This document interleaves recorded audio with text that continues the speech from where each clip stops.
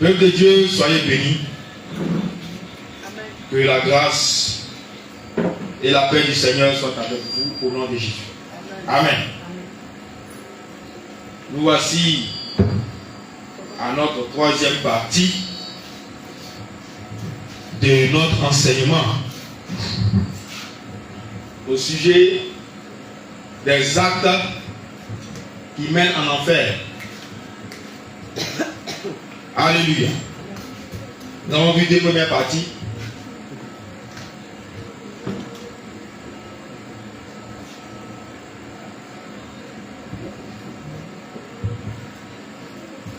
Nous avons vu les deux premières parties et nous avons commencé sur les actes qui mènent en enfer par l'impudicité. Et dans l'impudicité, on a vu les actes que Dieu considère ou que Dieu appelle prostitution. Alléluia. Et on a vu cela. On a vu aussi les actes contre nature, c'est-à-dire des relations défendues que Dieu défend d'avoir au travers de sa parole, c'est-à-dire des relations entre parents, entre membres de même famille, qu'on appelle communément l'inceste. Nous l'avons aussi vu en deuxième partie. Alléluia. Et aujourd'hui, on va voir encore, toujours dans l'impudicité. Je pense que le Seigneur permettra qu'on finisse la partie de l'impudicité aujourd'hui pour attaquer d'autres domaines. Alléluia. Toujours dans l'impudicité, on va voir encore d'autres actes que Dieu n'approuve pas, que la parole de Dieu ne recommande pas et qui conduisent en enfer. Alléluia. D'abord, on va rappeler quelque chose. Il faut dire que la volonté de Dieu, Dieu a créé l'homme à son image et à sa ressemblance. Et ce que Dieu attend de l'homme, ou ce que Dieu veut de l'homme, c'est que l'homme soit comme lui. Et qu'est-ce qu'il faut entendre par l'homme, que l'homme soit comme Dieu? C'est que l'homme est la nature de Dieu qui est la sainteté. Alléluia. Amen. Et deuxièmement, que l'homme aussi fasse sa volonté. Donc d'abord, tu as la nature de Dieu et ensuite tu fais sa volonté. On va lire deux passages. Deutéronome 7, verset 11. Deutéronome 7, le verset 11. Il est dit: ainsi, observe les commandements, les lois et les ordonnances que je te prescris aujourd'hui et mets-les en pratique.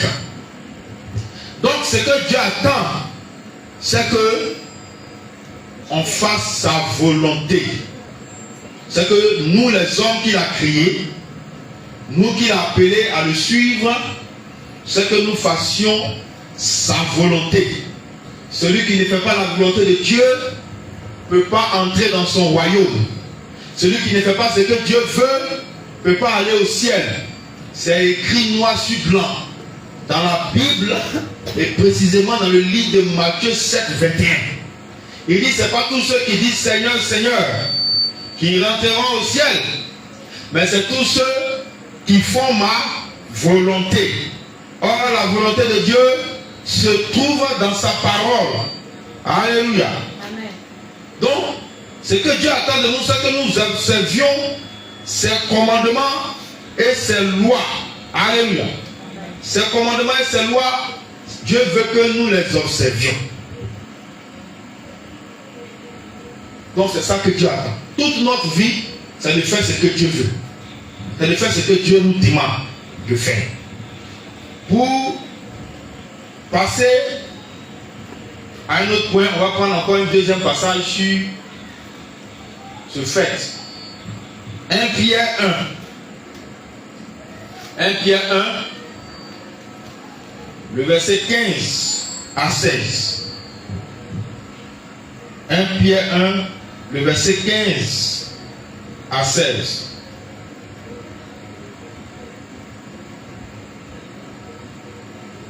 Vous suivez? Je lis. Mais puisque celui qui vous a appelé est saint, vous aussi soyez saints dans toute votre conduite. Selon qu'il est écrit, vous serez saints car je suis saint. Amen. Bien aimé, voilà le deuxième. C'est que Dieu veut que nous soyons comme lui. Et le comme lui signifie la sainteté. Il faut que nous soyons saints comme lui-même est saint. Celui qui n'est pas saint aussi, celui qui n'est pas saint aussi, alléluia, ne peut pas aller au ciel. Celui qui n'est pas saint, comme Dieu, ne peut pas rentrer au ciel. C'est pourquoi il est dit dans le livre d'Hébreux, recherchez la paix avec tous. Et on n'a pas dit où. Quand on dit où, c'est une option. Tu peux faire un choix. Mais on dit et, ça veut dire que ça ajoute à rechercher la paix. Et la sanctification sans laquelle. Vous voyez qu'ici encore ça change. On n'a pas dit sans lesquels. C'est-à-dire quoi? Sans la paix et la sanctification. Mais on dit sans laquelle. Donc on parle ici de quoi? De la sanctification. Donc sans laquelle nul ne verra le Seigneur. C'est plus clair. Tu ne meurs pas dans la sainteté. Sache que, bien aimé, tu ne pourras pas voir Dieu au dernier jour.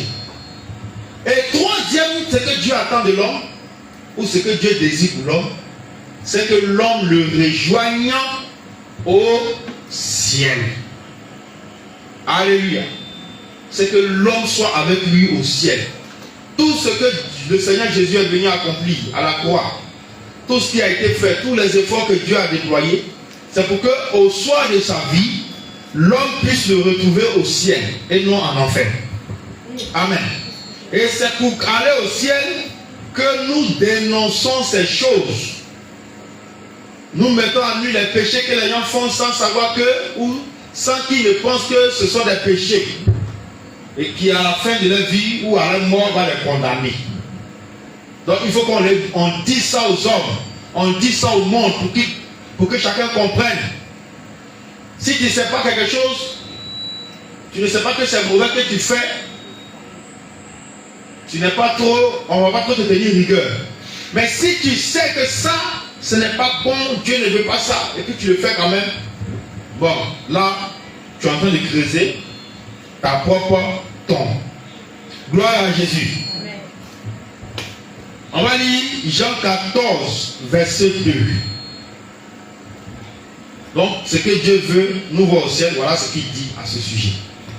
Il y a plusieurs demeures dans la maison de mon Père. Si cela n'était pas, je vous l'aurais dit. Je vais vous préparer une place. Donc Dieu maintenant nous laisse sur la terre. Il retourne au ciel après avoir accompli la mission pour nous préparer une place pour que nous soyons auprès de lui. Alléluia. Amen. Et aujourd'hui, on va voir, pour continuer toujours dans le cadre de la publicité, les gestes anodins. C'est-à-dire les gestes sans importance, sans danger. Ce qu'on ne considère pas, on pense que ce n'est rien devant Dieu. C'est ça qu'on qualifie de gestes anodins. Alléluia. Plusieurs le font sans savoir que cela était péché devant Dieu. Sans savoir que la parole de Dieu la condamne ou condamne ses actes. Et ils le font. Pour eux, c'est normal de le faire. Mais aux yeux de Dieu, ce n'est pas normal. Alléluia. Le premier geste anodin que les gens pratiquent, que les gens font, le second regard. Le second regard. ça aussi, ça envoie en enfer direct, sans repentance. On va expliquer. Le second regard, c'est un acte de convoitise qui pousse à désirer une personne dans son cœur. C'est un acte de convoitise qui pousse à désirer une personne dans son cœur. La plupart du temps, ça arrive quand la personne convoitée est mal vêtue ou est vêtue de manière indécente avec les parties sensibles de son corps qui sont nues. Par exemple, un monsieur passe, un homme passe, il est habillé de façon à séduire, la poitrine dehors avec des chaînes, le ventre dehors, et la jeune fille ou la femme qui passe devant lui, si elle n'est pas vraiment, elle fait pas attention, elle passe, il passe, quand il se dépasse, elle a regardé, quand il venait, elle a regardé, elle dépasse encore, puis elle tourne, regarde encore. Elle s'en va un peu devant encore, puis elle regarde encore. C'est convoitise. Ou bien la jeune fille a porté une jupe mini. Elle sort de sa maison et tous les jeunes qui vont la voir, quand ils vont la voir comme ça, en même temps, quand il la dépasse, ils tournent le regard et regardent encore. Ils tournent la tête et regardent. Ils tournent la tête et regardent. Second regard, tu as péché. Alléluia. Tu as péché. Normalement, quand une personne comme ça est nue, quand une personne comme ça fait ces choses-là, tu dois détourner, en tant qu'enfant de Dieu, tu dois détourner le regard même de cette personne. Parce que tu ne dois pas voir sa nudité. Et si tu t'inscris dans ça, tu as péché. C'est comme si tu as commis un acte de fornication avec cette personne.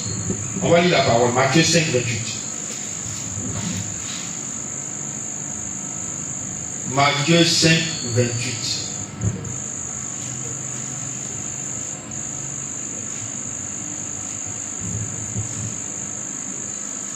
Ça, on l'a vu quand on est en train d'étudier ceux qui s'habillent indécemment.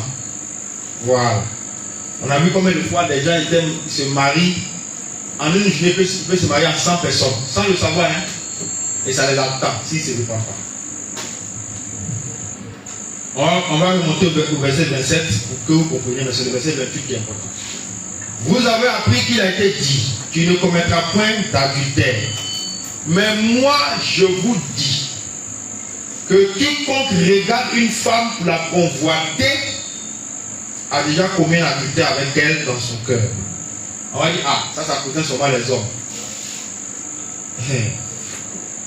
Quiconque regarde un homme pour le convoiter a déjà aussi commis adultère avec lui dans son cœur. Donc quand une personne mal habillée, une personne mal vêtue, vous vous rencontrez dans la rue, une fois que tu le vois, détourne ton regard en tant qu'enfant de Dieu. Il faut que tes yeux respirent aussi la sainteté. Même vous partez sur, par exemple, la télévision, ou bien les réseaux sociaux. Si vous constatez que quand vous êtes en train de défiler, il y a des personnes qui se mettent nues, qui font des choses qui sont mal vêtues, rapidement, soit vous fermez cette page-là, ou vous passez rapidement. Ne vous attendez pas dessus, parce que quand vous regardez comme ça, tu es en train de pécher. Et c'est une malédiction qui prend. Alléluia. On va voir ça loin. C'est celui qui regarde la nudité d'autrui est maudit. Et il y a des agents des ténèbres, plus des démons en chair qui sont remplis sur les réseaux sociaux. Et ils font exprès de se mettre nus pour que toi, enfant, quand tu regardes, automatiquement, si tu étais saint, tu as regardé sans te repentir, tu perds ta sainteté. L'enlèvement, la trompette sonne là, tu rates. Il faut exprès. Vous pensez que ceux qui vont et puis s'exposent sur les réseaux sociaux, vous pensez que, ou bien les scandales, on dit vidéo a fuité, vidéo de quoi là, les gens couchent ensemble et puis ça a fuité, on publie ça. Vous pensez c'est quoi? Mais c'est depuis le monde des ténèbres, c'est conçu. C'est conçu d'abord pour venir salir, polluer la pensée des gens, pour venir tuer les gens. Et si toi tu prends, tu regardes ça, c'est fini pour toi. Sauf si tu te répands. Alléluia. Donc le second regard, c'est ça. Quand on rencontre une personne, que ce soit un homme ou une femme, on s'en va, puis après on tourne, on fait. La l'autre même, il n'y a pas vis-à-vis. Hein. Il faut s'en speak. Il cause avec le frère ou la soeur, mais son. Ah oui, son regard derrière. Tu attends de pécher, va te repartir. Alléluia. Deuxième geste anodin, les pensées impures. Prenons d'abord Proverbe 15. Proverbe 15, verset 26. Proverbe 15, verset 26. Les pensées impures, ça fatigue beaucoup d'enfants de Dieu. Les pensées impures. Proverbe 15, verset 26. Je lis. Les pensées mauvaises sont en horreur à l'Éternel. Les mauvaises pensées sont en horreur à l'Éternel. Mais les paroles agréables sont pures à ses yeux. Vous comprenez? Ce qui veut dire que si tu es enfant de Dieu, voilà pourquoi Dieu nous demande de sanctifier notre pensée, de sanctifier notre cœur, de sanctifier notre corps. Si ces trois niveaux-là, ces trois niveaux de l'être humain ne sont pas sanctifiés, tu ne peux pas voir le ciel, tu ne peux pas aller au ciel. Si tu as sanctifié le corps, comme beaucoup le font aujourd'hui, c'est devenu mode, dépouillement. Mais ton cœur est souillé, tes pensées encore sont souillées, tu es en route pour l'enfer. Si tu as sanctifié ton cœur, les autres disent, Dieu regarde au cœur, donc on peut s'habiller comme une prostituée pour aller à l'église. Tu as sanctifié ton cœur, tu exposes ton corps, tu portes des vêtements sexy, plaqués, tu es en route pour l'enfer. Toi tu dis, ah, je lutte contre les pensées impures, mais dans ton cœur il y a la haine, la colère. Dans ton cœur, il y a l'inimitié. Et ton corps même est rempli d'abominations. Tu es en route aussi pour l'enfer. Les trois doivent être sanctifiés. Voilà pourquoi nous devons combattre la pensée impure, parce que ça mène en enfer. Et ça fait rater l'enlèvement. Alléluia. Donc ce sont des images, des événements qui se retrouvent dans notre esprit et qui ne sont pas conformes à la volonté de Dieu ou à sa parole, ou même à la pensée de l'esprit. Donc c'est des images, des événements passés, des événements vécus, des choses qu'on a vues auparavant qui reviennent, ou même ça peut être aussi des choses qu'on nourrit en nous-mêmes. Quelqu'un qui va voler, il a déjà conçu dans sa tête avant d'aller voler. Quelqu'un qui critique son frère ou qui comment on appelle ça, qui est hypocrite, c'est déjà ici d'abord. Amen. Donc, ce sont ces choses-là qui souillent notre pensée. Et ce n'est pas conforme à la volonté de Dieu, ni à la pensée du Saint-Esprit. On a par exemple les pensées de convoitise. Et si je pouvais avoir ça là aussi. Et si je pouvais avoir telle chose là aussi. Tu convoites. Les pensées de meurtre. Les pensées de vol. Je crois que la semaine prochaine, on va maintenant rentrer dans les actes liés au meurtre. Mais parce que tuer l'homme là, c'est quand tu prends un couteau seulement, ou tu prends un pistolet et puis tu tues. Tu dis à la personne meurt, tu as tué. Il y a plusieurs formes de meurtre. Et ça, si Dieu le permet, la semaine prochaine, nous le verrons. On va finir avec la publicité aujourd'hui. Alléluia. Donc, il y a les pensées de meurtre, des pensées de convoitise, des pensées de vol, des pensées même de destruction, des pensées d'immoralité. Souvent, c'est une attaque des fils dans ta tête comme ça. Alléluia. Le Seigneur nous demande d'avoir des pensées pures. Pures. Pures. Dis avec mon Seigneur Jésus. Accorde-moi d'avoir des pensées pures. Communique-moi la pensée du Saint-Esprit. Que je sois animé de la pensée du Saint-Esprit. Remplis mon esprit de ta pensée. Que je pense comme toi. Communique-moi la pensée du Saint-Esprit. Au nom de Jésus. Alléluia. L'ennemi attaque beaucoup d'enfants de Dieu par la pensée. Quand il sait qu'il n'a plus assez au corps, là, on ne sait pas où. Il n'y a pas de mèche, il n'y a pas de boucle, il n'y a rien. Tu n'exposes plus ton corps comme avant. Tout est couvert, tout est bien. Ok. Il va fuir, mais ça par où il peut passer. Il sait que dans le cœur aussi, ton cœur est blanc. Parce que la Bible dit, heureux, Matthieu 5, verset 8, heureux ceux que le cœur pur, quand il aura Dieu, donc tu t'arranges à purifier ton cœur. Quand il regarde dans ton cœur aussi, il n'y a rien. Il va dire, bon, on va essayer ici même. Alléluia. Et ce qu'il va faire, c'est quoi? Ça, c'est l'exemple le plus simple à comprendre. Une vieille musique que tu aimais dans le monde. Il sait que tu quittes par exemple le commerce pour aller peut-être au quartier Gare, au quartier Zapata. Donc, tu es presque arrivé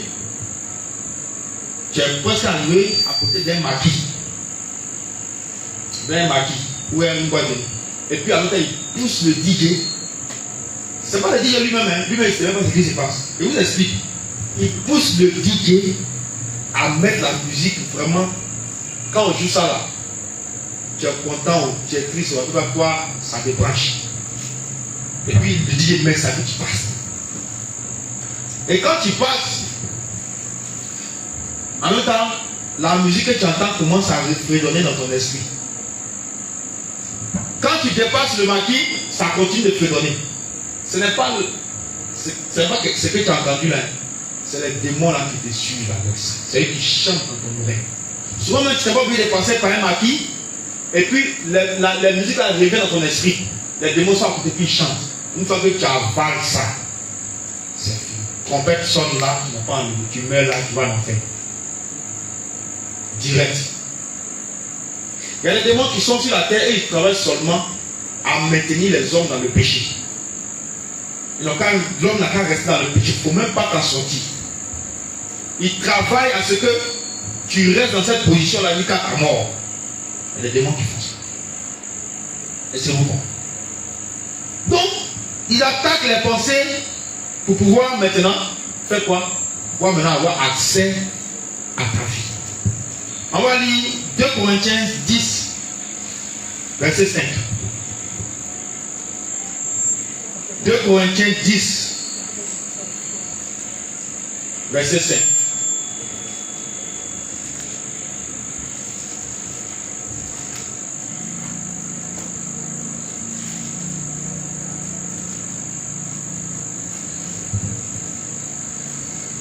Je lis au nom de Jésus.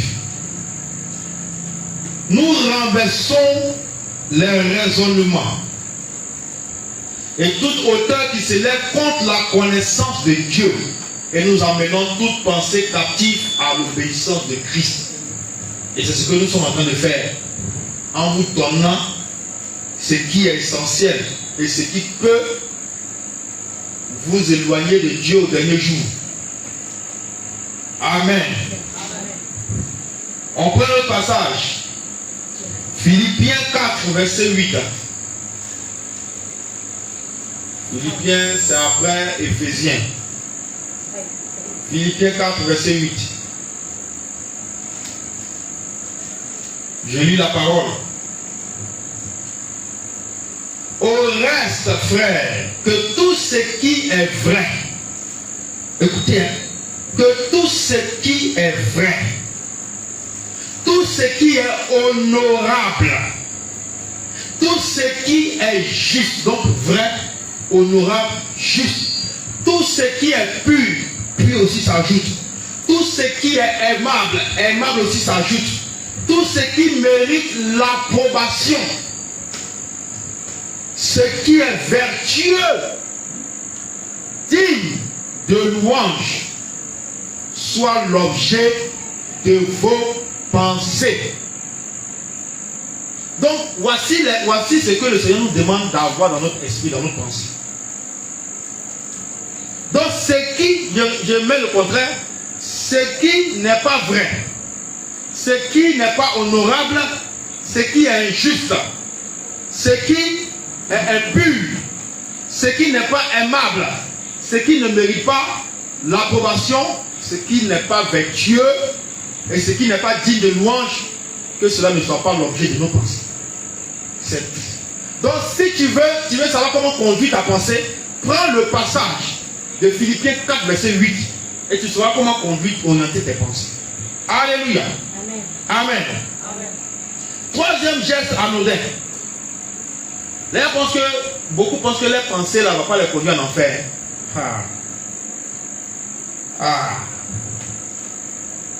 Tu n'as pas sanctifié tes pensées. Les démons t'attendent là-bas. Toucher les parties sensibles d'une personne qui n'est pas son mari ou sa femme. Vous voyez le niveau de sainteté où Dieu nous envoie. Les gens pensent que aller au ciel, c'est de l'amusement. Toucher les parties sensibles d'une personne qui n'est pas son mari ou sa femme. Alléluia. Je vais prendre un exemple. L'année passée, il y a eu la célébration, je pense que c'est le 78e anniversaire de la création de l'armée populaire de Chine. Donc ils ont invité des présidents. Le président de l'Iran, le docteur Massoud Pezeshkian, il est parti à son épouse. Donc normalement celui qui reçoit les visiteurs, il s'arrête selon le protocole et puis il les reçoit, puis il les salue, puis il leur dit bonne arrivée, puis ils vont dans une salle. C'est comme ça que ça se passe. Donc le président chinois, le président, son nom est un peu compliqué, hein. Voilà, on dit Xi Jinping. Il s'est arrêté, il était avec son épouse. Écoutez-moi bien. Je vous parle de l'attitude d'un musulman. Parce que l'Iran, ce sont en majorité musulmans. Donc, le président iranien maintenant arrivé, il a salué, il a serré la main au président chinois. Quand il est arrivé sur sa femme, il a fait comme ça. Quand sa femme, il était aussi à sa femme est arrivée devant le président chinois, elle a fait comme ça. Quand elle est arrivée devant la femme du président chinois, elle a serré la main. Vous voyez, ceux-mêmes ont dit qu'il n'adore pas le vrai Dieu. Regardez comment ils se font. Parce qu'il n'est pas digne de saluer, c'est pas bienséant de saluer, toucher la main de la femme de Dieu. Vous comprenez?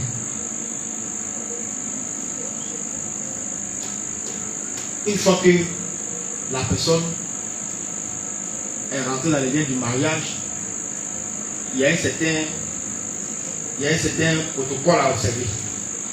Même si la personne aussi n'est pas dans les liens du mariage, il y a aussi un autre protocole à observer. Alléluia. Donc, je vais citer maintenant ces actes. Taper sur les fesses d'un homme ou d'une femme qui n'est pas ton mari, c'est compliqué. C'est pas du comme on est marié aussi. Quand on marche dans la rue, pas, sur la femme là. Tu cherches quoi? Ah! Vous montrez à tout le monde que ouais, c'est pour toi. Pardon, c'est dans votre maison là. C'est pas. Non, mais il ne comprend pas. Non, c'est ma femme, et puis pas. Non. Si toi tu fais ça, qui va la respecter? Comment les autres vont la respecter? Alléluia. Donc taper sur les fesses. Prendre par la taille. Quelqu'un qui n'est pas ton mari, ta femme dit bloc. Comme ça. Ça, c'est dans le monde, on voit ça. Hein? Waouh. Regarde, ça attrape comme il veut. Toucher les cuisses, toucher les jambes, interdit. Alléluia. Si c'est ton mari ou c'est ta femme, ça c'est autre chose. Ou toucher toute autre partie sensible, c'est une abomination devant Dieu. Et ce sont des actes qui conduisent en enfer. C'est considéré devant Dieu comme des actes d'impudicité. Moi, je prends mon exemple. Quand on était au secondaire, ça c'était mon travail. Voilà.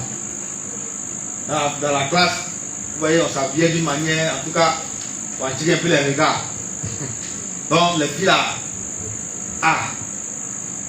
un peu seulement la main là, dans la musulmane,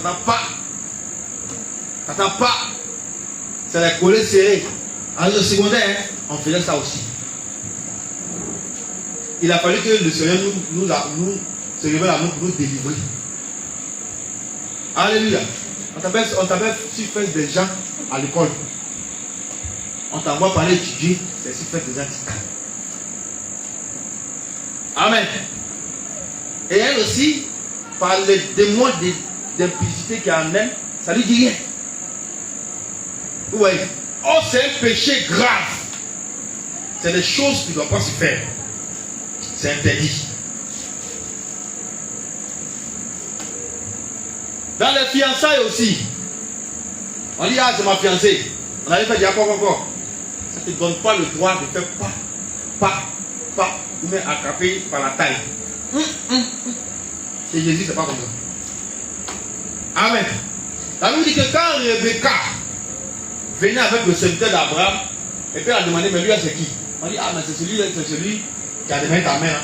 Elle a pris le voile, elle a mis. Elle m'a dit, c'est que si, ils ont déjà donné une torte. En même temps. Mon chéri. Hein? Elle a attendu qu'il célèbre d'abord le mariage sur place, devant Abraham, avant que elle rentre dans sa tente. Elle a pris, elle a caché son visage. Donc dans les fiançailles aussi, ça ne te donne pas le droit de faire des attouchements impurs, ou de taper fesses de quelqu'un, toucher une partie sensible de quelqu'un. Vous n'êtes pas encore marié. Alléluia. Vous n'êtes pas encore marié. Ne jouez pas à ce jeu. Qui t'a mieux, ça te lapé, ça t'a valé même bien. Donc, pour éviter ces choses, il ne doit pas avoir de contact physique entre deux personnes opposées, de sexe opposé, qui ne sont pas encore mariées.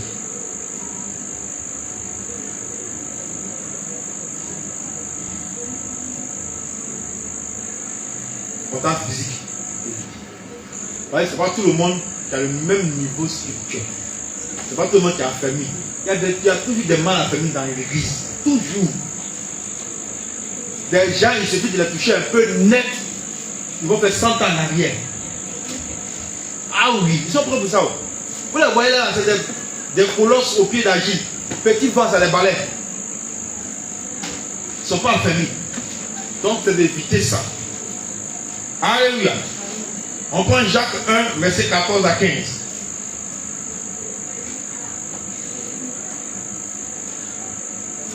Jacques 1, verset 14 à 15.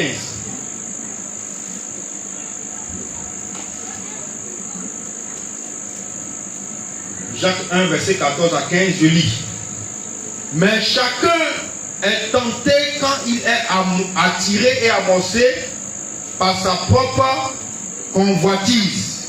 Puis la convoitise, lorsqu'elle a conçu, enfante le péché, et le péché étant consommé, produit la mort. Selon Romains aussi 6, 23. Le salaire du péché, c'est la mort. Alléluia. Amen. Un autre point, anodin. Avoir des échanges des personnes mariées avec une personne qui n'est pas son mari ou sa femme. Avoir des échanges des personnes mariées avec une personne qui n'est pas encore son mari ou sa femme. Ça veut dire quoi? Tu échanges avec un frère ou tu échanges avec une soeur qui n'est pas ton mari, qui n'est pas ta femme. Mais dans vos échanges, vous causez comme pour les personnes qui sont déjà mariées. Est-ce que vous comprenez un peu ce que je dis? Voilà. des mots d'amour, hein, des petits mots, des choses en tout cas, hein, de séduction, d'impudicité. Est-ce que vous comprenez? Vous mourrez dans ça, direct, dans le feu. C'est la première fois que vous partez dans le feu que le Seigneur nous permet qu'on parle de ça. Ou que vous entendiez, vous acceptez. Un monsieur qui n'est pas ton mari, une dame qui n'est pas ta femme, vous devez pas avoir des échanges lugubres, noirs, des échanges ténébreux au téléphone, que ce soit par appel ou par SMS. Amen. On va y arriver. Ne vous pressez pas. Donc, ça se passe beaucoup au niveau de la jeunesse. Ça dit généralement, hein, ça ne veut pas dire qu'il y a les vieilles personnes qui font dedans, hein, mais généralement ce sont les jeunes là qui aiment faire ça. C'est un acte d'impudicité devant le Seigneur. Et dans le copinage, non seulement vous couchez ensemble, c'est bien grave, et puis vous appelez ma chérie, mon amour, mon ceci, pour rien. Amen.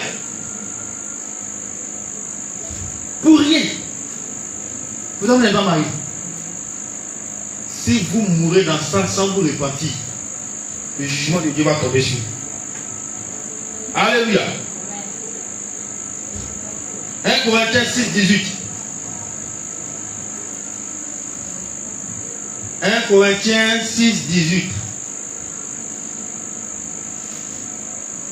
Causerie, un frère qui va t'écrire et puis quand ça va te causer bizarre avec toi, tu lui donnes l'avertissement une fois, deux fois, si naturellement tu le bloques directement. Amen. Tu le bloques. Une sœur qui va vouloir avoir des échanges, quand elle va commencer à faire ça, même quand il va commencer à faire toi-même, tu es là, tu sais où il s'en va. Il faut couper sa route en même temps. Il veut t'entraîner à en faire avec lui. Il veut t'entraîner à en faire avec lui. Il n'a qu'à aller seul. Elle n'a qu'à aller seul. Tu l'avertis d'abord. S'il n'a pas, elle n'a pas changé, deuxième avertissement, deuxième et dernier. On ne va pas au troisième. C'est trop long. Deuxième et dernier. S'il continue, tu le bloques. C'est tout. Et tu lui interdis de t'adresser même la parole. Le royaume des cieux, c'est très violent. La Bible dit quoi? Attends, on va lire d'abord ça. 1 Corinthiens 6, 18, je lis. Que nul, excusez-moi, merci, fuyez l'impudicité. Le fait d'échanger d'avoir des échanges comme une personne mariée avec une personne qui n'est pas ton mari ou ta femme, c'est une forme d'impudicité. C'est une forme d'impudicité devant Dieu. Il n'y a pas de discussion dedans. Donc la Bible dit quoi? Fuyez l'impudicité. Quelque autre péché qu'un homme commette, ce péché est hors du corps. Si elle menti, c'est hors de mon corps. Si j'ai volé, c'est hors de mon corps, mais c'est un péché. Hein. Ça reste quand même un péché qui m'amène en enfer. Mais celui qui se livre à l'impudicité, il pêche contre le temple de Dieu qu'il est. Ça dit son propre corps. Quand tu te livres à de tels actes, tu es en train de pécher contre le corps que Dieu t'a donné, le temple de Dieu. On va prendre un passage. On devait lire ça au départ, mais j'ai oublié. Marc 9, 43 à 48. Ce qui va t'empêcher d'aller au ciel, là, il faut t'en débarrasser. Il ne faut même pas t'amuser. Ça vient de ton père, ça vient de ta mère, ça vient de ton frère, ça vient de ta soeur, que ça vient de ton mari, de ta femme, que ça vient de ton enfant. Si ça va t'empêcher d'aller au ciel, il faut couper ça. Marc 9, verset 43 à 48. Je lis au nom de Jésus.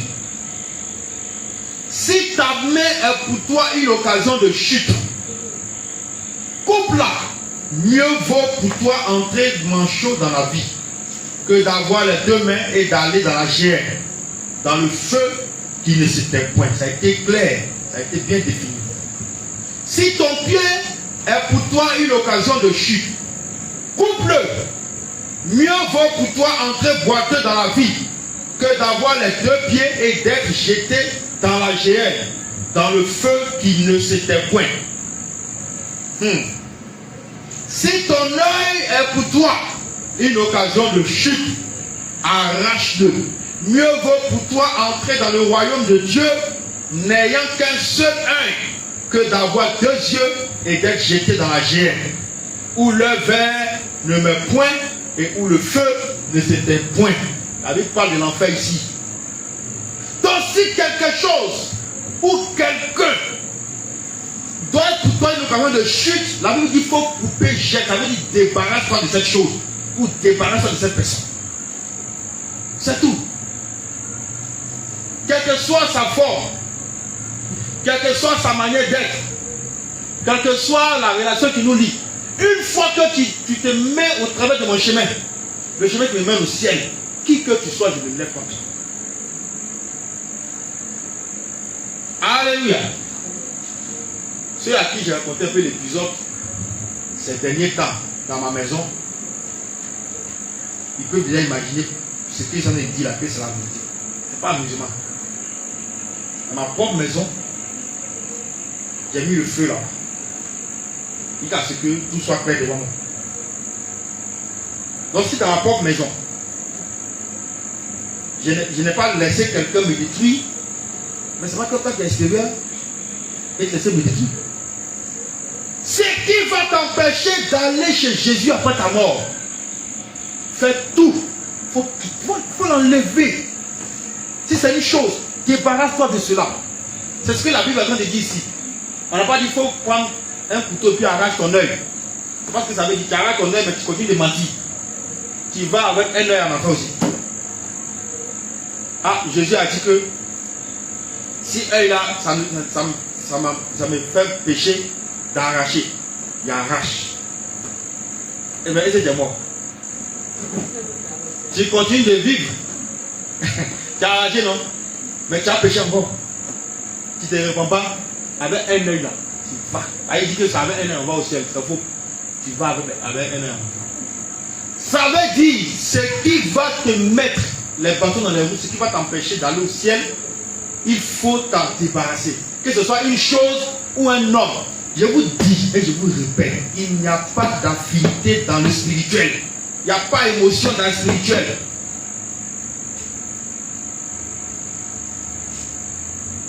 Le jour où moi je suis un obstacle pour vous aller au ciel, neutralisez-moi. Je vous dis la vérité. Mais si vous voyez que moi je parle comme ça, moi aussi si vous êtes obstacle, je vais vous neutraliser. Tranquillement.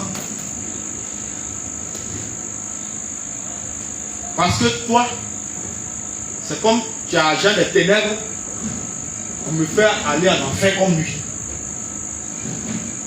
Donc, ce qui va t'empêcher d'aller au ciel là, débarrasse-toi de ça. Si tu n'as pas de causerie avec des gens, comme des gens mariés avec la personne, tu vas mourir. Il faut laisser. Ces gens de causerie là, tu laisses. C'est ça aussi la sainteté. C'est ça aussi la sainteté. Alléluia.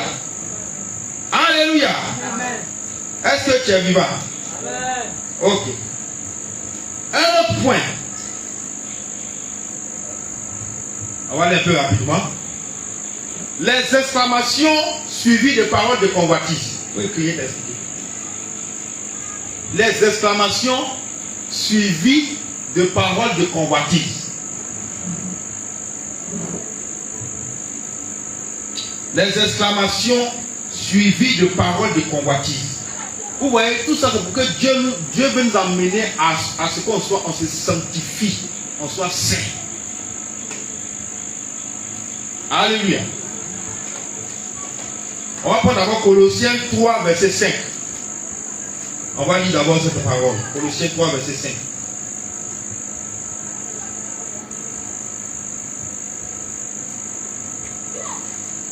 Je lis au nom de Jésus. Faites donc mourir, tuez-les. Les membres qui sont sur la terre. Ça va aussi dans le même cadre que Marc 9 qu'on vient de lire. Faites donc mourir les membres qui sont sur la terre. L'impudicité, l'impureté, les passions, les mauvais désirs, la cupidité qui est une idolâtrie. La Bible dit de faire mourir tout ça.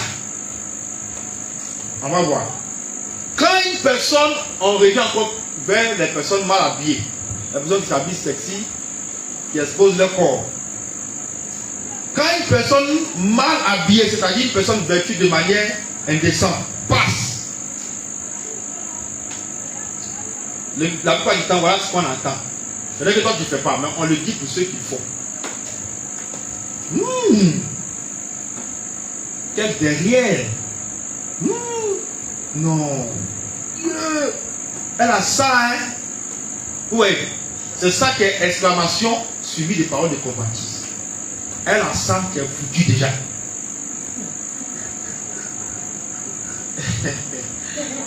Alléluia. Tu as déjà péché. Ah, elle a gros derrière, mais il y a sa forme. C'est fini. Tu as déjà commis l'acte devant Dieu. Tu ne te répands pas direct en enfer. Il y en a, ils sont prudents. Prudents pour aller en enfer. Hein. Il n'est pas prudent pour aller au ciel. Il est prudent, il ne fait pas sortir, mais c'est dans son cœur. C'est fini pour toi aussi. Alléluia. On ne joue pas avec la sainteté. On ne joue pas avec le ciel. On ne joue pas aussi avec l'enfer. On va là-bas facilement. Que ce soit homme ou femme, que tu aies dit ça, ou que tu aies ça dans ton cœur, une fois que c'est manifesté en toi là, c'est fini. Tu as la paix, le bon moment. Tranquille. Alléluia. Et c'est des actes que les gens commettent. Et bêtement, ça va avoir un enfer. Il y a d'autres qui vont dire, ah, yeah. Elle est jolie, hein, mais elle est jolie. Hein. Si seulement je pouvais la voir. C'est fini pour toi. On va prendre 1 Jean 2, verset 16.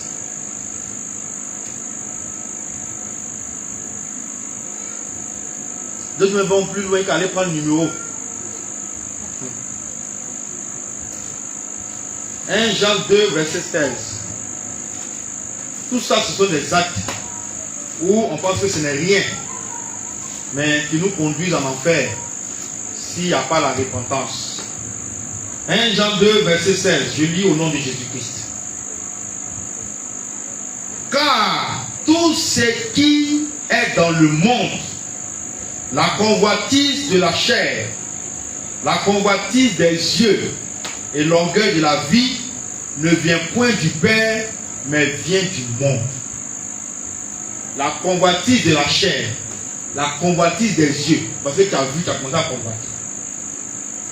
C'est fini. Exode 20, 17. Exode 20, 17. Tout ce que nous sommes en train de dire, ce sont des actes qui meublent le quotidien de beaucoup d'hommes, de beaucoup d'enfants de Dieu. Il y en a même qui sont dans la sainte doctrine qui pratiquent ces choses encore. Ils sont dedans. Exode 20, le verset 17, je lis. Tu ne convoiteras point la maison de ton prochain. Tu ne convoiteras point la femme de ton prochain, le serviteur de ton prochain, la servante de ton prochain, le bœuf de ton prochain, l'âne de ton prochain, ni aucune chose qui appartienne à ton prochain. La fille que tu convoites, tu as dit exclamation suivie des paroles de convoitise. C'est la femme de quelqu'un d'autre. Le monsieur que tu convoites, c'est le mari de quelqu'un d'autre. Alléluia. Donc ces choses sont à bannir, sont à rejeter. On prend ça à la légère, mais c'est des actes qui au dernier jour nous condamnent. Or le Seigneur n'est pas venu mourir pour qu'on aille en enfer. Alléluia. Et on l'a vu. Un autre point. Le voyeurisme. Voyeurisme. Le voyeurisme. Ça c'est terrible. Même dans l'église, il y a des gens qui pratiquent ça. J'explique. c'est le fait de regarder la nudité de quelqu'un ou d'une personne lorsqu'elle est mal assise. Alléluia. Ça, c'est le premier point d'abord. Une personne que ce soit homme, souvent l'homme, il s'assoit et puis peut-être son pantalon est défait. Il ne sait pas. Et puis il s'assoit. Bien, s'assoit. Toi, femme, tes yeux sont là-bas en train de se rincer. C'est pas ton mari, hein?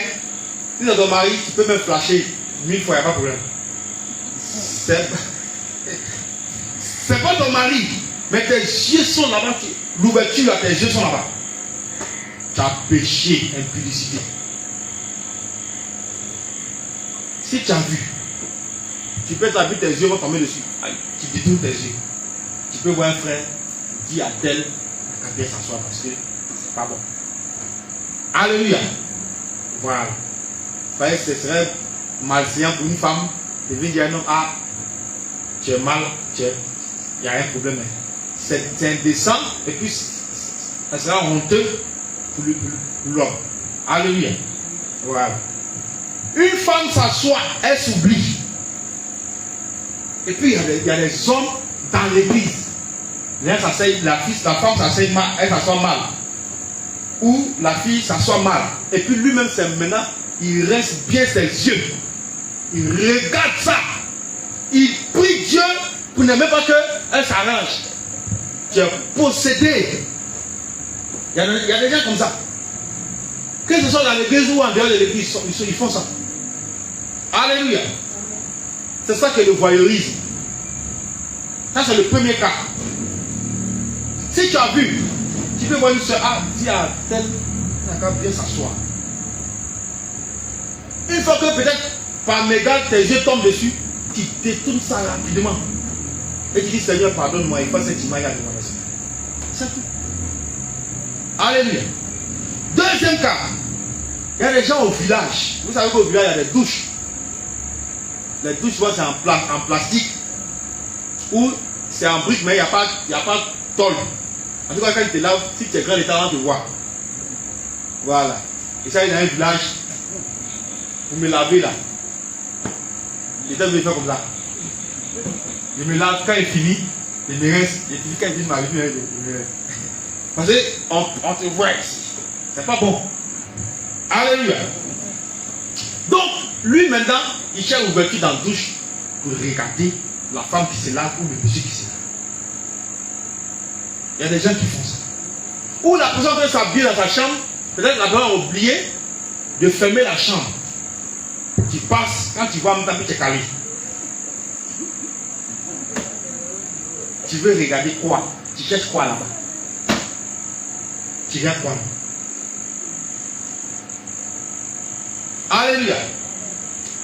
Ça, ce n'est pas bon. Regardez la nudité des gens. La personne vient se laver, ou même la personne s'habille, et puis tu es caché là, tu es en train de regarder toutes les choses sur la personne. Un péché grave. Tu meurs dans ça. Tu restes en enfer. Genèse. Il y avait dit qu'on allait venir à ça. Le fait de regarder la nudité d'une personne, c'est une malédiction que tu prends. On va voir ça dans Genèse. Genèse chapitre 9.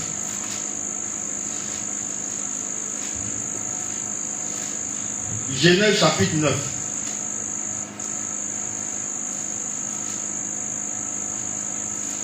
Verset 20 à 25.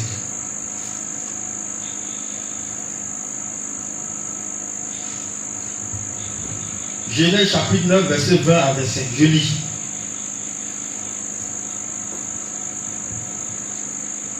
Noé commença à cultiver la terre et planta de la vigne.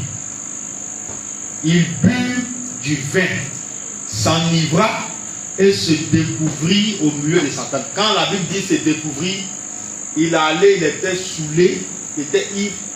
Et il allait se coucher dans sa tente tout nu. Il ne sait même pas où il est. Tellement il est saoulé. C'est ça qu'on appelle se découvrir dans sa tente. Voilà, il était nu. Eux, ils ont caché ça un peu, avec un bon français. Alléluia.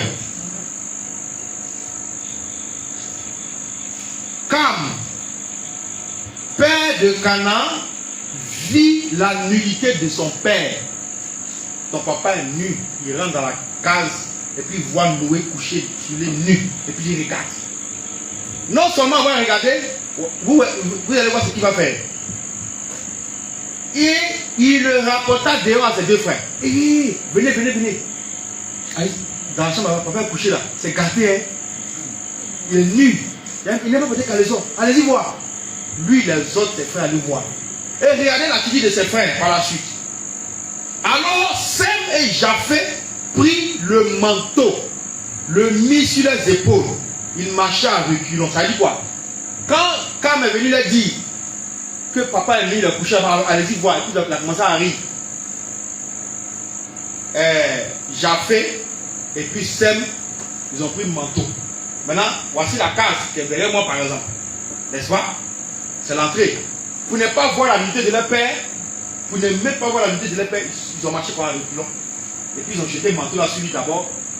Quand ça couvert, en tout cas les parties qui sont sensibles, et puis ils ont le phénomène. Elle est bien arrangée. Elle est bien arrangée, bien couvrir leur papa. Voilà des enfants intelligents qui aiment la bénédiction. Mais Cam, il connaît malédiction. Et nous sommes les descendants de Cam. Vous comprenez comment on souffre. Je lis la suite. Alors Sem et Japheth prit le manteau, le mit sur leurs épaules, marchèrent à reculons et couvrit la nudité de leur père. Comme leur visage était détourné, ils ne virent point la nudité de leur père. Vous voyez? Donc le visage était détourné. Ils marchaient par derrière. Et puis ils ont jeté le manteau. Donc ils n'ont pas pu voir la nudité de leur père que Cam les incitait à le voir. Et qu'est-ce qui s'est passé? Lorsque Noé se réveilla de son vin, a dit Daïko est passé. Voilà, c'est sorti maintenant. Il voit clair. Il a pris ce qu'il lui avait fait son fils cadet. Il a pris ce que Cam a fait. Cam voit sa nudité, il va dire à ses frères, venez en voir. Ok, il n'y a pas de problème. Et il dit, maudit soit Canaan. Oh, on dit Cam est le père de Canaan. Le père lui a lancé une malédiction qui agit aujourd'hui. Maudit soit Canaan, qu'il soit l'esclave des esclaves de ses frères.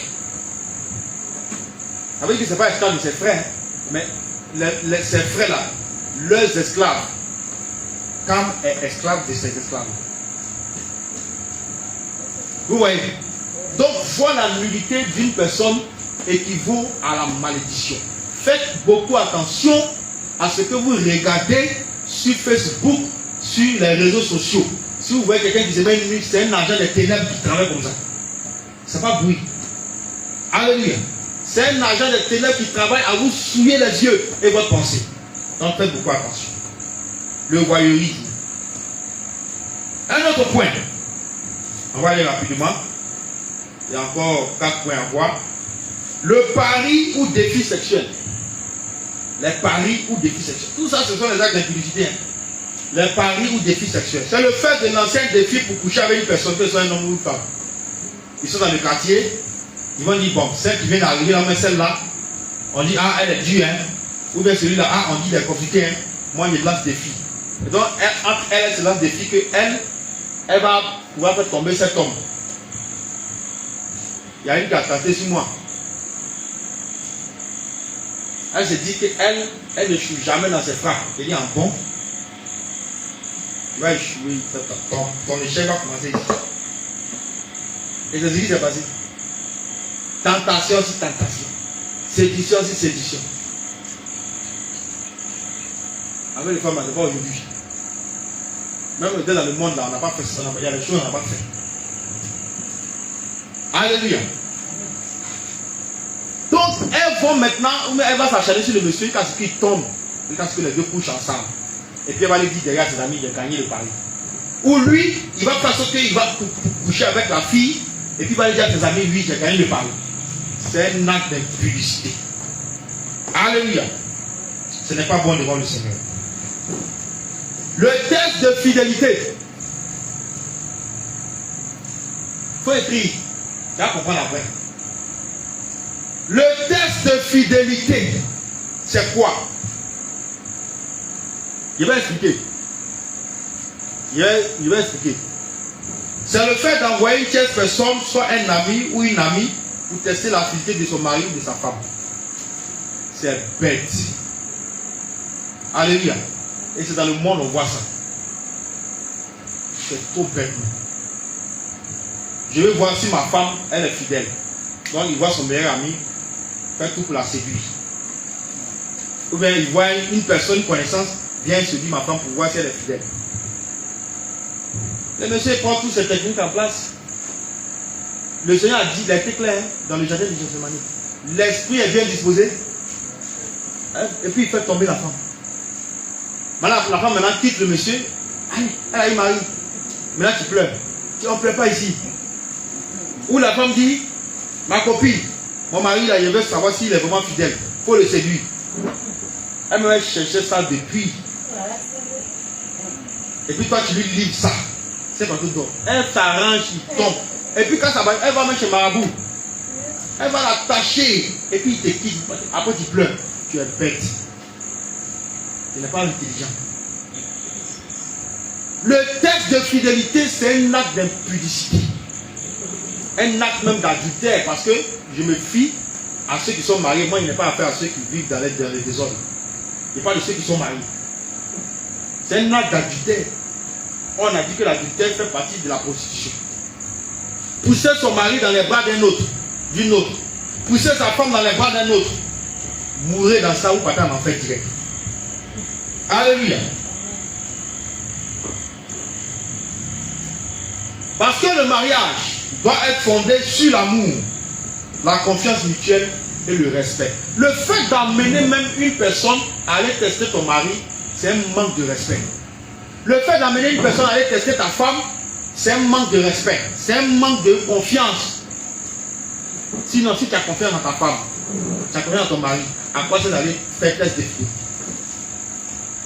Je prie que quiconque va tenter ça, on arrache son mari. Et puis on arrache sa femme. Il va voir ce qu'il y a dedans. Oh oui, oui. Que Dieu exauce ça. C'est un acte grave. Ça vient du monde des ténèbres. C'est un péché. On ne fait pas ça.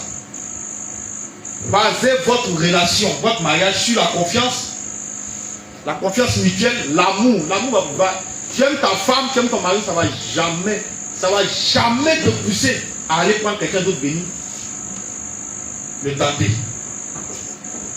Quel que soit un être humain, quel que soit son niveau, sa puissance, il reste toujours cher. La faiblesse qu'elle a, forcément. Il ne faut pas tenter. Le diable est loin de toi, toi-même tu vas l'appeler. Viens. Je prie que tous ceux qui vont faire ça, Dieu n'a qu'à permettre que la personne les quitte. Les quitte pour un bon moment et puis après il revient. Tu n'as plus jamais tenter ça de toute ta vie. Alléluia. Donc l'amour doit être, le mariage doit être basé sur l'amour, la confiance mutuelle et le respect de l'autre. Le monsieur respecte la femme respecte le monsieur. C'est comme ça. Amen. On vient dire que ta femme est comme ça, ou ton mari est comme ça. Toi, tu sais qu'il est comme ça, elle est comme ça. Tu dis non, c'est faux, il n'est pas comme ça. Laissez-le en paix. Laissez-la en paix. Et puis maintenant, dans la maison, là, tu allais faire quoi encore, Dieu? Tu allais capter quoi? Vous faites-vous par là. Oui, c'est comment ça se passe? Tu défends d'abord. Ou même tu calmes, tu sais que c'est gâté. La personne n'a pas raison. Il faut calmer d'abord les gens. Ah, excusez-nous. Il n'est pas comme ça, il n'est pas comme ça. C'est parce qu'aujourd'hui, elle voit ce qui s'est passé. Et puis arrive un monsieur qui dit tu as fait quoi? Madame, tu as fait quoi? C'est comment ça se passe. Mais on n'est pas te dire que ton mari est comme ça. Hé, lui là, oh, c'est son travail. Tu ne couvres même pas ton foyer. Ta femme est comme ça. Elle ne peut pas finir de 10 même temps, mais tu as chargé en même temps. Lui, c'est comme ça, elle est. Elle n'est pas bien. Tu vois? Où est le respect? Où est l'âme? Si toi-même tu ne respectes pas ton mari, si tu ne respectes pas ta femme, qui va respecter à ta place? Alléluia. On va lire des passages. Hébreux 13, verset 4.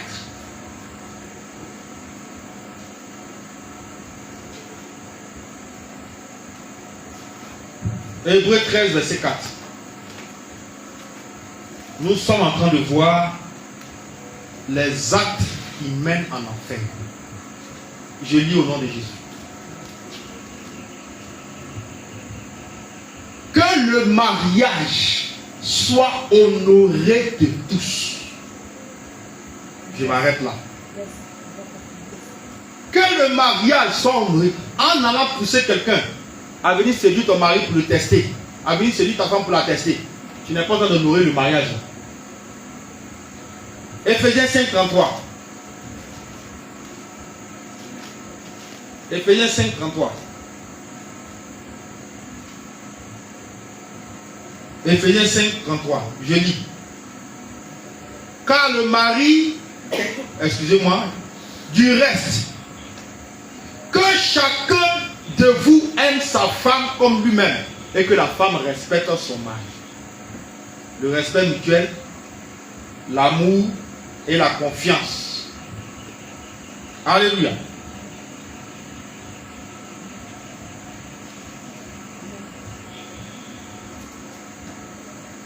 Point suivant. L'usage de la pornographie dans les relations intimes des personnes mariées, c'est grave. Des choses se passent dans les chambres. Hein? Est-ce que vous savez? Dieu pleure. Dieu a mal. Et même des chrétiens pratiquent ça. On va dénoncer ça aujourd'hui. Écoutez-moi bien. Regardez un peu quelque chose. Le monsieur n'est plus inspiré, madame n'est plus inspirée dans le couple. Ils veulent aller ensemble. Donc pour avoir inspiration, dans les chambres il y a télévision. Ou bien portable, ou bien tablette. Et puis dans la tablette, ou dans le portable, ou dans la télévision, il y a des films pornographiques. Donc ils mettent les films là. Ce qui se passe dans la télé, ce qui se passe dans les films là, ils reproduisent ça même au même moment sur les lits conjugales. C'est une abomination qui ne dit pas son nom. Donc on s'inspire des actes ou des actions, des positions sataniques, des positions qui viennent des ténèbres pour pouvoir maintenant coucher ensemble en tant que mari et femme. Vous mourrez dans ça, vous partez en enfer. Alléluia. Et plusieurs personnes mariées, plusieurs couples mariés font ça. Même des chrétiens s'adonnent à ces actes. Avant de coucher avec sa femme, avant de coucher avec son mari, ils mettent d'abord pornographie, film pornographique. Ils regardent ce que les gens font là-bas et puis aussi ils pratiquent. Mais vous ouvrez votre vie, vous ouvrez votre foyer à Satan. C'est grave. Amen. Amen. Amen. Ça envoie directement en enfer. Reproduire ces rapports, reproduire ces pollutions dans vos rapports sexuels sur le lit conjugal, c'est grave. On va retourner dans Hébreux. Hébreux 13, verset 4. Voilà pourquoi j'ai pris la première partie. On va venir maintenant prendre la deuxième partie. Vous allez comprendre. Hébreux 13, verset 4. Il a dit quoi là-bas?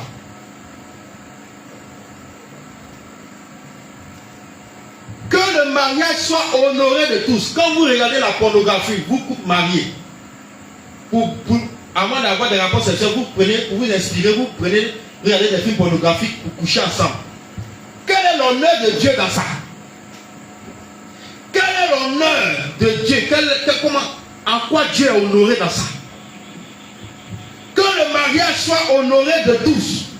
Et le lit conjugal exempt de toute souillure. C'est la souillure de regarder ces choses et de les pratiquer dans le couple. Ces acteurs qui tournent ces films-là sont tous des agents des ténèbres. Et tous. Il n'y a pas quelqu'un qui ne travaille pas pour ça. Ils savent très bien ce qu'ils font. Et il a dit quoi? Pour terminer, car Dieu jugera les impudiques. C'est une forme d'impudicité et d'adultère que vous commettez dans votre couple. Dieu jugera les impudiques et les adultères. C'est clair. Vous passez sur le jugement de Dieu. Vous passez sous la colère de Dieu quand vous pratiquez ces choses. Répandez-vous. Un autre point. L'avant-dernier. Pour terminer.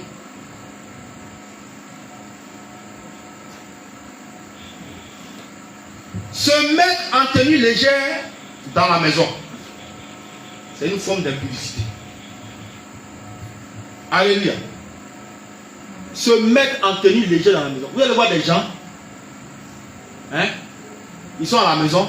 Papa, par exemple, il a un culotte avec des batailles. L'enfant passe dans le salon, il est dans le salon, il n'est pas dans sa chambre, hein, il est dans le salon, puis il voit cuisse de papa, il voit poitrine de papa, que maman voit là. L'enfant aussi voit ça.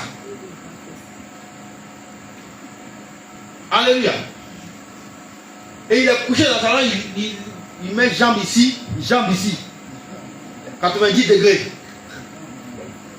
Vous comprenez? Et les enfants passent, bon, c'est le papa qui va avoir le courage de dire, ah papa, vraiment, papa, ah, il veut parler, ou bien il veut que ça change, mais il ne sait pas comment faire. L'enfant passe et puis ses yeux sont dessus. C'est la malédiction. Ou même maman, petite culotte, petite tenue, dans la maison là, elle se promène dans la maison, petite culotte. Tu attends de maudire tes enfants. Toutefois que les enfants voient ces parties sensibles, c'est la malédiction est prête. Et toi qui fais ça, tu vas en faire aussi. Alléluia. Amen. D'autres même ces balades, elles-mêmes, maison ne les suffit plus. Il faut sortir au quartier maintenant. Voilà. Pour que c'était moi. Ah bon? C'est quelle drogue même tu as pris? Et puis tu as sorti comme ça de ma maison. C'est qu'il voit dans le secret. Ona va voir. Yapi va voir. Soro va voir ça. Après de voir. Drogue là va te quitter vite, vite. Amen. La maison ne leur suffit plus. Hein. Donc, ils vont sortir maintenant. Pour que tout le monde apprécie. Tu meurs dans ça. Direct. Donc, se mettre en tenue légère, même à la maison, c'est un danger pour ton âme. C'est un danger pour ton âme. À la rigueur, tu es dans ta chambre où tu es seul, personne ne te voit. Mais là encore, il y a des limites à avoir. Mais pas à tout moment. Alléluia. Alléluia. Amen. Parce que Dieu voit. Dieu, les anges, lorsqu'ils voient certaines parties de nos corps, ils ne peuvent pas regarder, ils détournent leur visage. Ils sont trop simples pour voir nos mollets têtus, nos cuisses sèches là. Ils sont trop simples pour ça. Alléluia. Ils sont trop simples, ils ne peuvent pas regarder, donc ils détournent leur visage. C'est pourquoi quand tu dors nu, que l'esprit vient coucher avec toi, là il ne peut rien faire, il regarde. C'est pas que tu l'as appelé. Amen. 1 Corinthiens 6, 19 à 20. 1 Corinthiens 6, 19 à 20.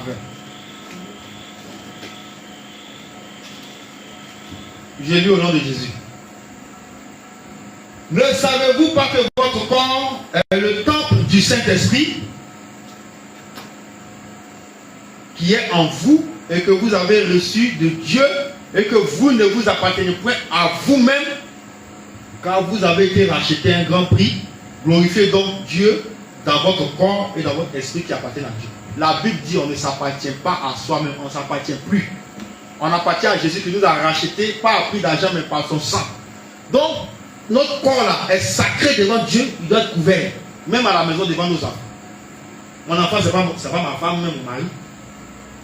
C'est moi qui l'ai accouché, mais c'est pas mon mari, c'est pas ma femme. Il n'y a pas affaire à lui. Alléluia. Faisons attention. Genèse 3, 21. On va voir que même Dieu ne supporte pas de voir la nudité des gens. C'est lui qui a créé, hein, mais c'est lui qui ne supporte pas ça. Genèse 3, 21. Vous allez voir ce qu'il a fait. Genèse 3, 21. Genèse 3, 21 dit ceci. L'Éternel Dieu fit à Adam et à sa femme. Pourquoi Dieu appelle à Ève sa femme? Adam a déjà payé la dot depuis. Hein? Voilà. Dieu les a déjà mariés. Il fit à Adam et à sa femme des habits de peau et il les en revêtit. Pour faire quoi? Cacher leur nudité. Voilà. 1 Timothée 2,9. On va chuter sur le dernier point tout à l'heure. 1 Timothée 2,9. 1 Timothée 2,9. Tout ce que vous entendez, c'est pour que vous sachiez comment marcher devant le Seigneur avec sainteté, crainte et tremblement. 1 Timothée 2,9. Je lis. Je veux aussi que les femmes vêtues d'une manière décente, avec pudeur et modestie. Pudeur. Ça veut dire ce qui est pudique. Pudicité. Maintenant, quand c'est mauvais, on dit impudicité. Avec pudeur et modestie. De manière décente. Même chez toi à la maison. Il y en a même, elles portent petit débardeur, bras minces comme ça. Poitrine on voit, dos on voit. C'est même tu risques de voir. Et puis elle se promène dans les quartiers avec ça. Et puis elle est mariée. Ah! D'autres même, c'est petite culotte. Si c'est pas si c'est mollet, si c'est quoi, c'est pas joli comme pour moi, excusez-moi. Hein. Mais on veut exposer, tout le monde n'a pas voir ça. On a besoin de voir ça. Il y a beaucoup de poils dessus. Les gens n'ont qu'à regarder. Il faut cacher, c'est pour ta femme. Alléluia. On parle comme ça, mais c'est sérieux. Et les gens vont en faire bêtement à cause de ça. Parce que ça là, tu peux dire que c'est l'Esprit de Dieu qui te pousse à faire ça. Toi, femme mariée, c'est l'Esprit de Dieu qui te pousse à porter bras minces, qui expose tout ton dos, tout ton corps à sortir. C'est l'Esprit de Dieu qui peut te pousser à faire ça. Toi, garçon qui te met en culotte et puis en débardeur qui te met dans le quartier ou dans la maison, c'est l'Esprit de Dieu qui te pousse à faire ça. Dernier point, pour finir avec l'impudicité aujourd'hui.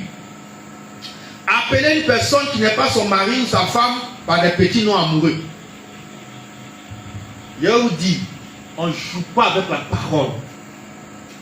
On ne joue pas avec la parole. Ce qui sort là, c'est ça qui s'accomplit. Quand tu appelles quelqu'un mon amour, vous êtes liés spirituellement. Mon bébé, ma chérie, mon ceci. Si il t'est arrivé une seule fois, à part ta femme ou ton mari, de prononcer ce genre de mots à une personne, il faut te repentir et puis il faut prier, tu vas briser le lien. Vous êtes liés. Hein? Ma moitié. Hein? Ma moitié. C'est pas ton mari, c'est pas ta femme, ma moitié. Ah, mais vous êtes un maintenant. Pour qu'un mariage vienne dans ça, homme, tu vas comprendre. Je lis. Les noms tels que chéri, mon amour, mon cœur et tout autre nom amoureux là que tu peux connaître. Ça c'est réservé. Tu dois appeler seulement ton mari ou ta femme comme ça. À part les deux là, à part ton mari ou ta femme, aucune autre personne ne doit bénéficier de ce nom. Alléluia. Aucune autre personne. Donc quand tu fais ça aussi, c'est une forme d'impudicité. Vous vous liez spirituellement, vous mourrez dans ça. Dieu va vous demander, vous étiez marié, vous vous appelez comme ça. Tu vas répondre. Vous étiez marié pour vous appeler comme ça. Mon bébé, oh, mon amour, oh, ma chérie. Oh. Vous étiez marié. Alléluia. La Bible dit, le séjour des morts, c'est dans Isaïe 5,14. Ne cesse d'agrandir sa bouche. Quand on agrandit là, c'est des gens qui viennent agrandir. Hein. C'est comme le quartier qui était ici là. Écoutez-moi bien. Peut-être les maisons se limitaient à là. Mais au fur et à mesure, ça a avancé quand ça se rentre dans la bouche là-bas. C'est comme ça l'enfer. Donc, au fur et à mesure, de nouveaux entrants. Allez, ça s'élargit. Toi, tu vas être dedans aussi. Si ton pied est pour toi une occasion de chute, il faut couper ça dès maintenant. Jette. Loin de toi. C'est mieux que tu vas entrer boiteux dans le ciel qu'avec les deux pieds dans le feu. Si ton œil est pour toi une occasion de chute, il faut arracher, jette. C'est mieux que tu vas rentrer au ciel avec un œil que d'entrer avec les deux yeux dans le feu. Si ta main est pour toi une occasion de chute, coupe-la, jette-la loin de toi. Mieux vaut entrer manchot au ciel qu'avec les deux mains en enfer. Bien aimé, voici, aujourd'hui prend fin les actes d'impudicité. Si d'aventure il y a d'autres choses que le Seigneur nous rappelle, on va y revenir. Que le Seigneur vous bénisse et que sa grâce soit avec vous. Tu as compris ces paroles aujourd'hui, partage-les, diffuse ça, pour que des gens aussi soient sauvés. Il y a des personnes qui, tout ce qu'on a vu là, qui pratiquent, mais qui ne savent pas que c'est mauvais. Pour eux, c'est pourquoi on parle des gestes anodins, sans importance, qui apparaissent inoffensifs, mais qui a un danger pour l'âme au dernier jour. Alléluia.